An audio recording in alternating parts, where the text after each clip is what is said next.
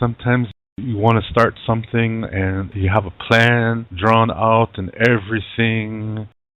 Then it's time to put it into effect. And then it's time. You're running on a schedule and now it's time to do the thing and whatever it is you're doing. And then something goes wrong at the last minute. Well, that's okay, yeah, because life is like that, yeah. Life doesn't always go according to plan. And sometimes things goof up, but it didn't knock you off. As long as you are doing the best that you can in your life, you're not being knocked off the road. No, you're just standing still. You took a hit, but you're still on the road, yeah? And you just have to shake it off and say, okay, what the hey is going on here? And examine the situation and start learning from it and make the best out of it that you can. And once you do that, you're still on that road. It's just that you're learning right now, yeah? You're taking a little pit stop and you're learning and you're going to get knowledge and wisdom from this. And those are blessings. And then as you do this, whatever emotions came with that experience, they're neutralized. And peace comes in yourself. And then before you know it, you're further on that healthy road than you thought. As you were learning and making the most of the situation, you're traveling on the road. You're not even aware of it, but you're moving. You're in the right direction, and you weren't even aware of it because you were learning. And once you come out of it, you're like, oh, look at where I'm at. Look at the people that I'm meeting. Things like that. That's how life is. So that's why sometimes things don't go according to plan, but don't freak out. Yeah, just make the best of it. So here we are. Yeah, ta-da. Anyway, in the beginning, there was only one Wakantanka organization, and there were 8 people in it. One of them was the Earth, and she had like a best friend. They were like sisters. And the sister's name was Unk. Unk was younger. But the Earth was very tempestuous. She really had a temper. Remember, this is the beginning. Okay? This is the beginning of the Earth. So she's still really young. And she's very temperamental. And you think about the development of the Earth, it makes sense. Because that's how it was in the beginning. There were always volcanoes blowing and earthquakes and all these kind of things that were happening. So it makes sense. She was tempestuous. And she was jealous of Unk.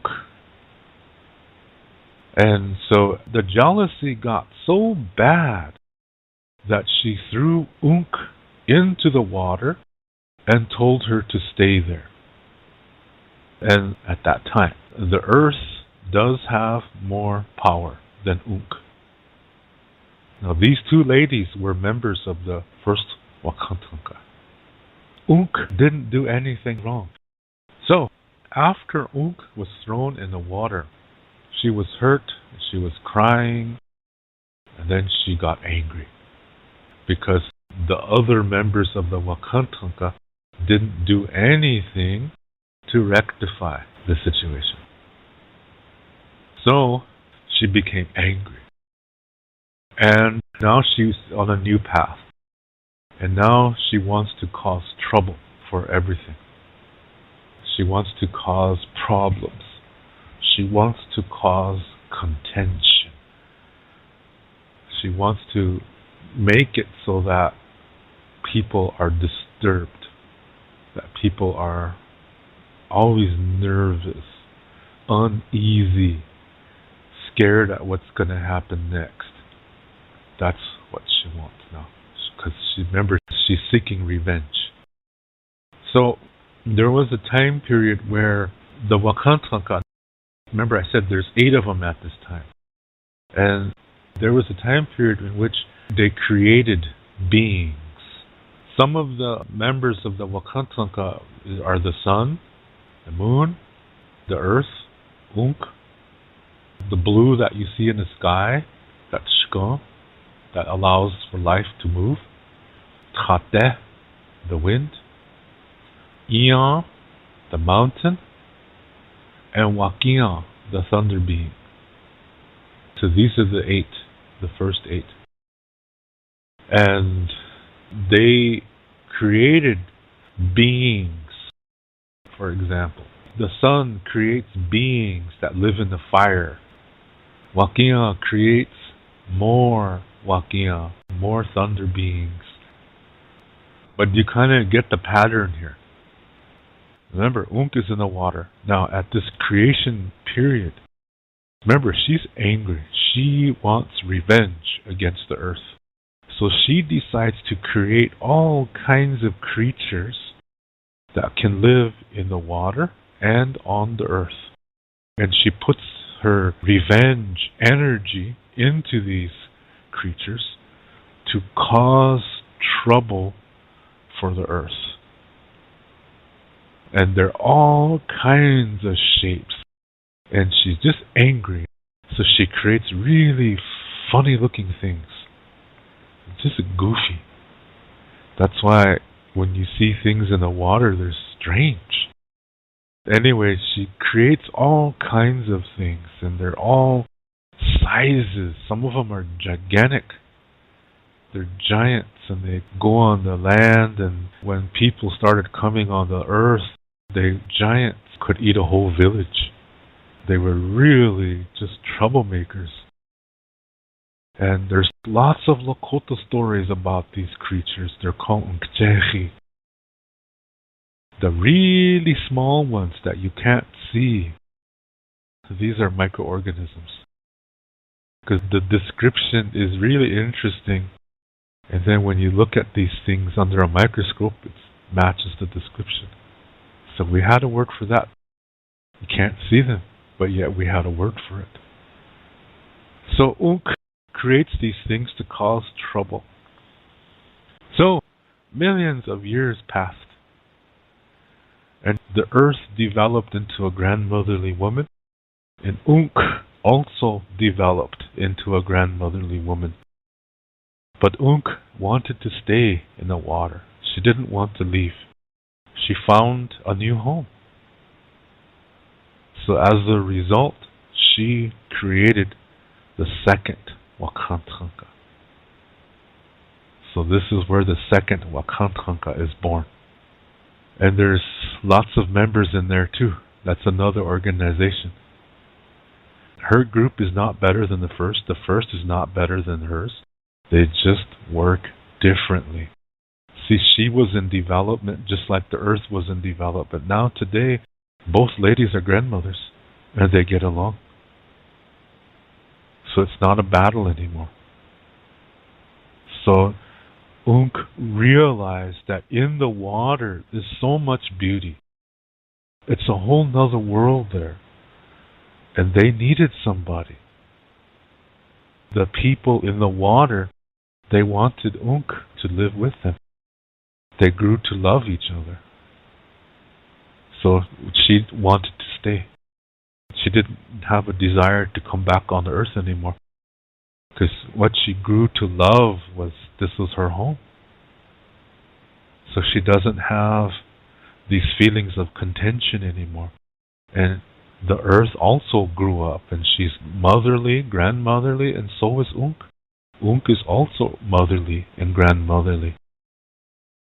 So these Uncila creatures, now they act on their own. They're not under her command. But you just try to make the best with what you have. What Unk was doing was she had to release those emotions of being thrown in the water. And then she realized it was beautiful down there. And she decided, I'm going to make this my home. She made the best out of the situation. And it turned out better for her. So now she's the leader of one of the Wakantanka groups.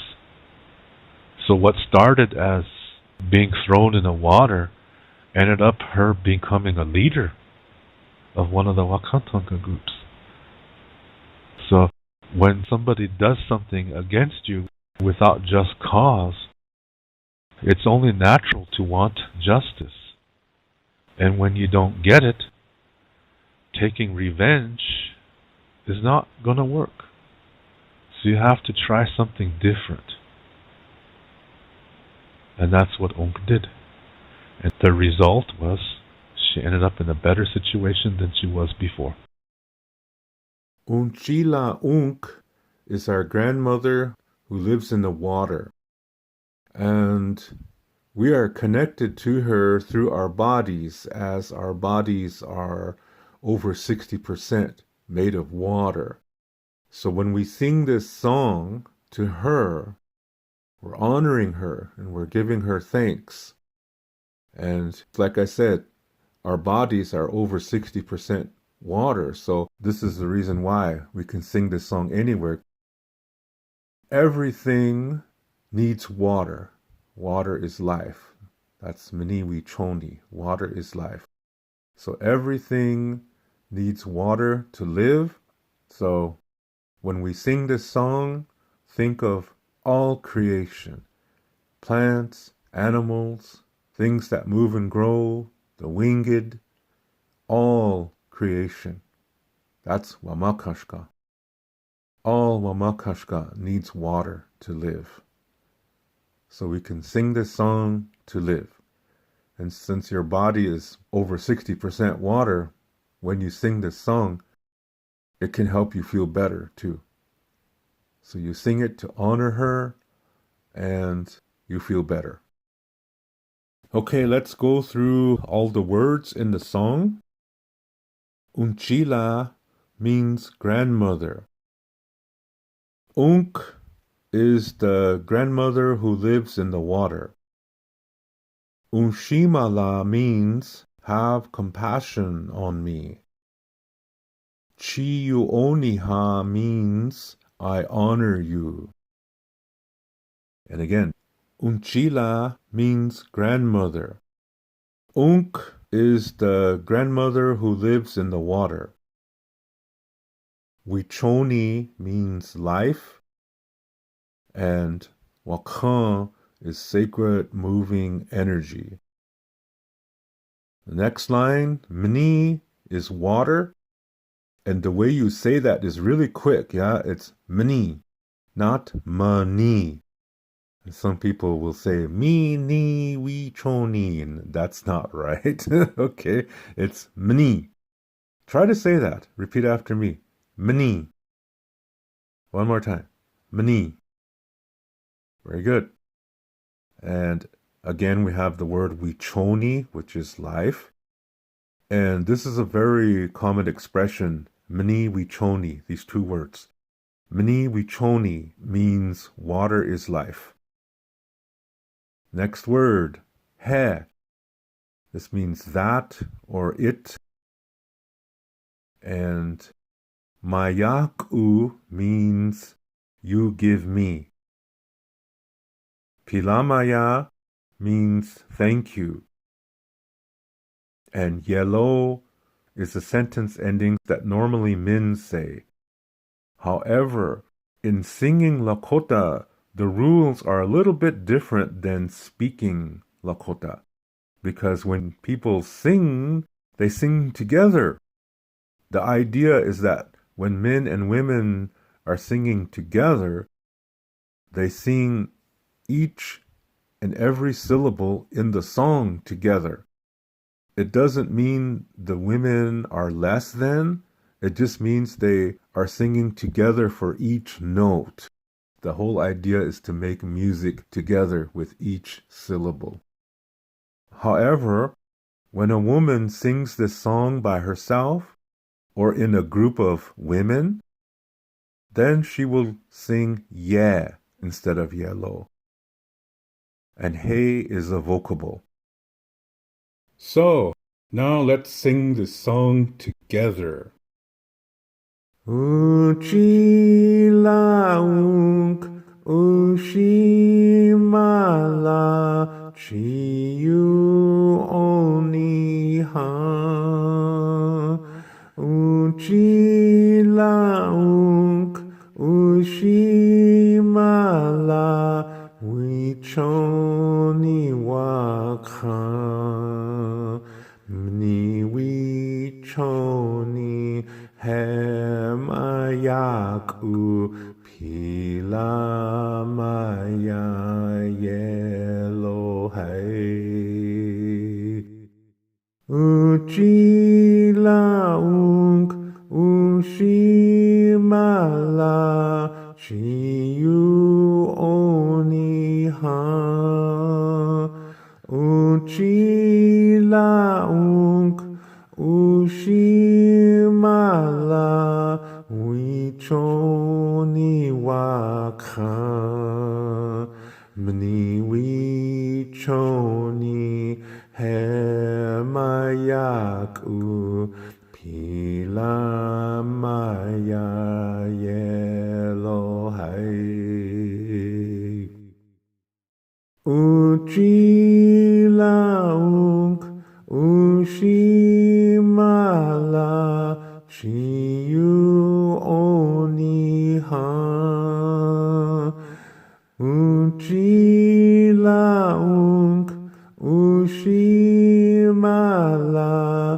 wichoni waka mni wichoni hemayaku pila maya yellow hay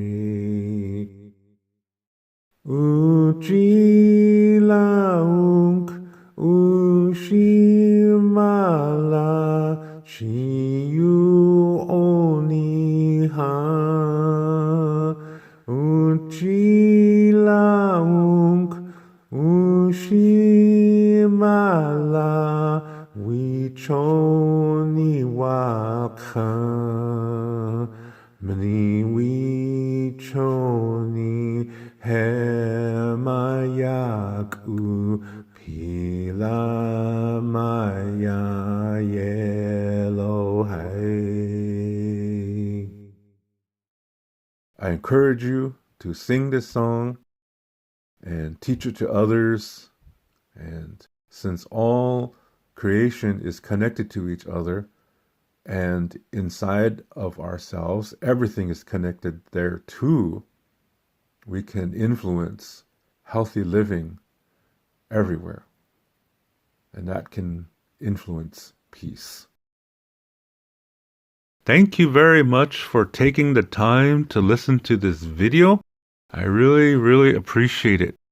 And if you would like to send a special thanks in support of this channel, look at the bottom of this video where the title is, and right under that, where it says like, dislike, and share, right in that area, slide it towards the left, and you will see the symbols change, and then you will see a heart-shaped button that says thanks on it.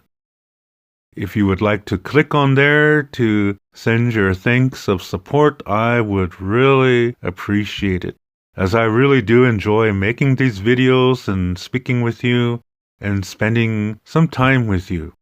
So again, thank you very much for listening. To learn more about Lakota spirituality, I have written a book called Wichocha Otechike. This book also includes Lakota Star Knowledge information. All the videos that I make, which are about Lakota spirituality, Lakota Star Knowledge, and cultural information, are based on this book. This book costs 99 American dollars.